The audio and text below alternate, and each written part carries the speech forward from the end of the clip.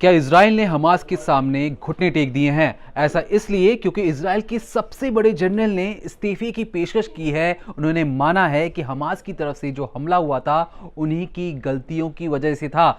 दरअसल lieutenant general Herzi Helvi इन्होंने प्रधानमंत्री के सामने लेटर लिख के कहा है कि 7 अक्टूबर 2023 को हमास की तरफ से जो हमला हुआ था, जिसमें लगभग 1100 इजरायलियों की जो मौत हुई थी, उनमें उनकी सेना की विफलता के कारण ऐसी चीजें हुई थी। दरअसल जनरल से कहा गया था कि आप 30 जनवरी 2025 तक एक रिपोर्ट बनाकर बताएं कि इसमें किस जनरल की, किस ऑफिसर की और किन किन वजहों से ये हमला हुआ था, कहां चूक हुई थी। लेकिन 30 जनवरी 2025 आने से कुछ ही दिन पहले वो इस्तीफा दे देते हैं, लेकिन कहते हैं साथ ही साथ कि वो आने वाले वक्त में जो इजरायली फोर्सेस हैं उन्हें और ज्यादा मजबूत करने में ज्यादा काम करेंगे। लेकिन ऐसे में जब हमास ने हाल ही में एक बंधक को छोड़ने के लिए, एक इजरायली बंधक को छोड़ने के लिए 33 फिलिस्तीनियों को छोड़ने की जो मांग रखी थी, उस डील को करवाने में भी इन्हीं जनरल का सबसे बड़ा हाथ था। लेकिन इजराइल में कई लोग इससे खफा थे। वो मान रहे थे कि इजराइल ने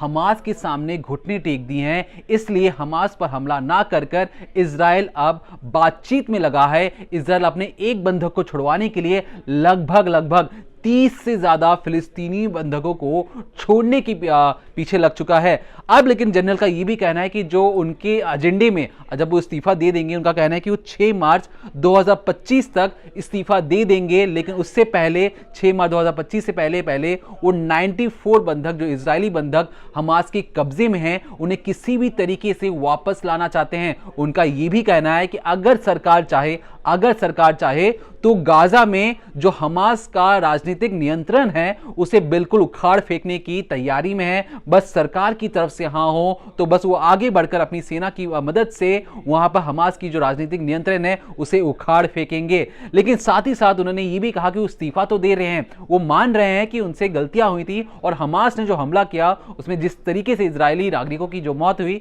उसमें वो अपनी गलती मान रहे हैं। लेकिन साथ ही साथ उन्होंने बहुत सारे दावे किए। उन्होंने कहा कि वो एक अच्छे और सक्सेसफुल जनरलों में से एक हैं। ऐसा इसलिए क्योंकि उन्होंने कहा कि जिस तरीके से हिजबुल्लाह के जितने भी आतंकी थे उन्हें मार गिराया है, एक तरीके से टेक्नोलॉजी का इस्तेमाल कर ये भी उन्हीं की बदौलत था। दूसरी चीज उनका ये भी कहना है कि असद सरकार को उखाड़ फेंकने में इजरायली फोर्सेस का बहुत अहम भूमिका थी, जिसकी प्लानिंग, स्ट्रेटेजी बनाना भी इन्हीं के एजेंडे में था।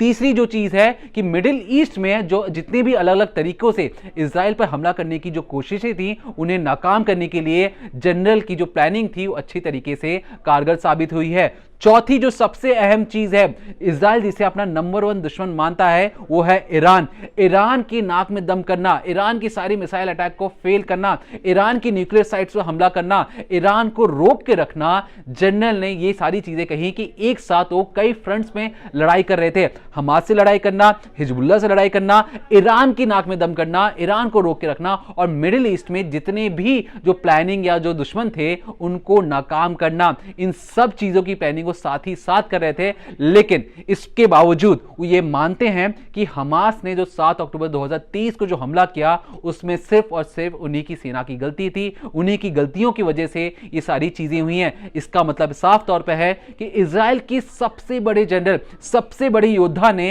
अपने घुटने टेक दिए हैं और माना है कि उन्हीं की गलतियों की वजह से ये सारी चीजें हुई थी। लेकिन फिलहाल के लिए जो बातचीत का जो दौर चला है, उस बातचीत के दौर में यह फैसला हुआ है कि जो इजरायली बंधकों को छोड़ने के लिए कम से कम 33 फिलिस्तीनियों को छोड़ा जाएगा।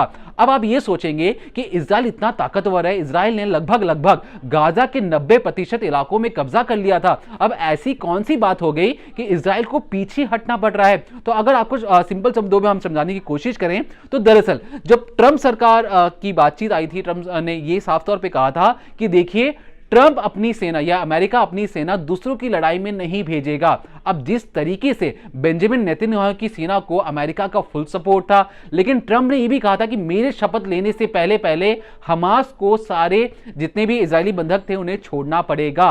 अब यहां पर हमास के पास भी दबाव, यहां पर बेंजामिन नेतन्याहू के पास भी दबाव कि किस तरीके से ट्रंप गुस्सा ना हो, ट्रंप खुश रहें, इसलिए क्योंकि आने वाले वक्त में अगर बेंजामिन नेतन्याहू गाजा पर हमला जारी रखते हैं तो हो सकता है कि अमेरिकी सेना, अमेरिकी पैसा जो इजरायलियों को मिल रहा था, ट्रंप आने वाले वक्त में उन्हें नहीं देते। तो यह सबसे बड़ी वजह मानी जा रही है कि जिस तरीके से ट्रंप ने अपनी बातों से जाहिर कर दिया था कि वो आने वाले वक्त में लड़ाई नहीं होने देना चाहते हैं, वो दूसरी लड़ाई में नहीं पड़ना चाहते हैं, और कहीं ना कहीं यह दबाव काम कर गया। बेंजामिन नेतन्याहू ने ठीक ट्रंप के शपथ से पहले ये मान लिया कि वो अपनी सेना के युद्ध विराम के लिए तैयार हो चुके हैं। जो बंधक हैं उन्हें छोड़ने का फैसला भी कहा गया है, और लगभग 45 दिनों के अंदर, 1.5 महीने के अंदर चरणबद्ध तरीके से 94 इजरायलियों को छोड़ा जाएगा, जिसके बदले जो इजराइल है लगभग 2000 फिलिस्तीनियों को छोड़ेगा अपने 94 बंधकों को छुड़वाने की एवज में।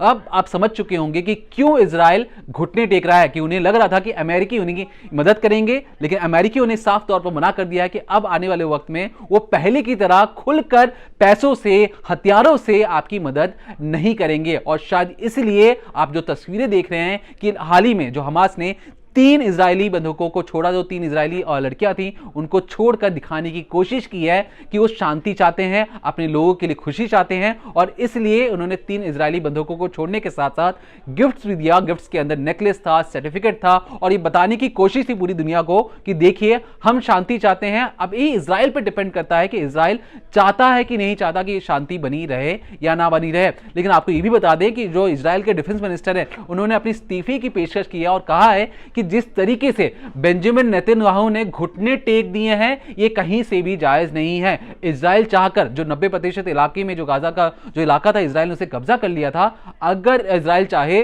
तो पूरे गाजा पे कब्जा कर जो हमास का राजनीतिक नियंत्रण है फिलिस्तीनियों पर, उससे बिल्कुल काट देना चाहता है, हमास को जमीन चढ़ाना चाहता है। लेकिन बावजूद इसके, इतने सक्सेस पाने के बावजूद अब इजराइल को पीछे हटना पड़ेगा। जो उनकी रणनीति बनी है, जिसमें सीज फायर की जो बातें कही जा रही हैं, बंधकों को छोड़ने के साथ साथ कई मीटर पीछे, कई किलोमीटर पीछे अब इजरायली सैनिकों को आना पड़ेगा, और कहीं ना कहीं हमास फिर से जिंदा होगा, हमास फिर से वापस आएगा, और इजराइल इस चीज को बर्दाश्त नहीं कर पा रहा है। इजरायली सेना ने 2014 के गाजा युद्ध में मारे गए एक सैनिक का शव बरामद किया है, जिसे तब से हमास ने अपने कब्जे में ले रखा था। स्टाफ सार्जेंट ओरोन शॉल के अवशेष इजरायली सेना और शिन बेट सुरक्षा सेवा के गाजा में एक गुप्त विशेष अभियान के दौरान पाए गए। इजरायली मीडिया के मुताबिक यह ऑपरेशन पिछले दिनों उत्तरी गाजा पट्टी पर चलाया गया था, जिसे पूरा करने में लगभग 2 रातें लगी। इजरायल रक्षा बल यानी IDF ने कहा है कि यह अभियान पिछले दशक के खुफिया प्रयासों पर आधारित था, जिसे चल रहे संघर्ष के दौरान बढ़ाया गया था। शॉल के पार्थिव शरीर को वापस इजरायल लाया गया और अबू कबीर फॉरेंसिक इंस्टीट्यूट ले जाया गया, जहां उसकी पहचान की गई, जिसके बाद उसके परिवार को सूचना दी गई। आपको बता दें कि 20 जुलाई साल 2014 को गाजा युद्ध के दौरान गुलानी ब्रिगेड की 13वीं बटालियन के सैनिकों ने M113 बख्तरबंद वाहन में गाजा शहर के शेजैया इलाके में प्रवेश किया। वाहन एक संकरी गली में फंस गया और इसे निकालने के प्रयासों के दौरान हमास के गुर्गों ने एंटी टैंक मिसाइलों से अटैक कर दिया। इस घटना में 7 सैनिक मारे गए, जिनमें शॉल भी शामिल थे। उनका शव हमास के सदस्य घटनास्थल से खींचकर घिसड़ते हुए लेकर चले गए। बेटी की लाश मिलने के बाद अब शॉल की मां का कहना है कि उन्हें कभी नहीं लगता था कि ऐसा हो पाएगा। उन्होंने कहा कि उन्हें लगता था कि ऐसा कभी नहीं होगा, उनके बेटे का शव उन्हें कभी नहीं मिलेगा। वो ये बोलते हुए भावुक हो गई और रोने लगी। इजराइल का मानना है कि गाजा में 98 बंधक हैं। माना जाता है कि उनमें से लगभग आधे जीवित हैं। इनमें इजरायली और गैर इजरायली दोनों शामिल हैं। कुल बंधकों में से 94 को 7 अक्टूबर साल 2023 को इजराइल पर हमास के नेतृत्व वाले हमले में पकड़ा गया था। हमास ने 7 अक्टूबर 2023 के हमले से पहले शॉल समेत 4 इजरायलियों को भी हिरासत में रखा है। इनमें से एक लेफ्टिनेंट हैदर गोल्डन है, वो भी 2014 के युद्ध में मारे गए थे। उनका शव भी हमास ने अपने कब्जे में ले रखा है। वहीं बाकी 2 के बारे में माना जाता है कि वो अभी जीवित हैं। आईडीएफ ने रविवार को कहा कि वो गोल्डन के शव को भी बरामद करने का पूरा प्रयास कर रहे हैं। शॉल के शव की बरामदगी की घोषणा इजरायल और हमास के बीच युद्ध विराम के प्रभावी होने से कुछ समय पहले की गई थी। इससे इजरायल और हमास के बीच 15 महीने से चल रहा संघर्ष रुक गया। हमास ने 7 अक्टूबर 2023 को इजरायल पर हमला किया था, जिसमें करीब 1200 लोग मारे गए और 251 लोगों को बंधक बनाकर वापस गाजा ले जाया गया। इसके बाद यहूदी राष्ट्र ने हमास के कब्जे वाले गाजा पट्टी पर हमला शुरू कर दिया।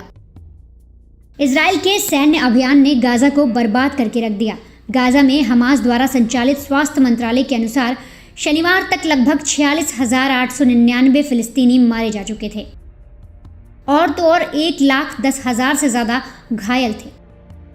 गाजा सीज फायर समझौते के पहले चरण के तहत फिलिस्तीनी ग्रुप 33 बंधकों को रिहा करेगा। इसके बदले में इजराइल सैकड़ों फिलिस्तीनी कैदियों को मुक्त करेगा।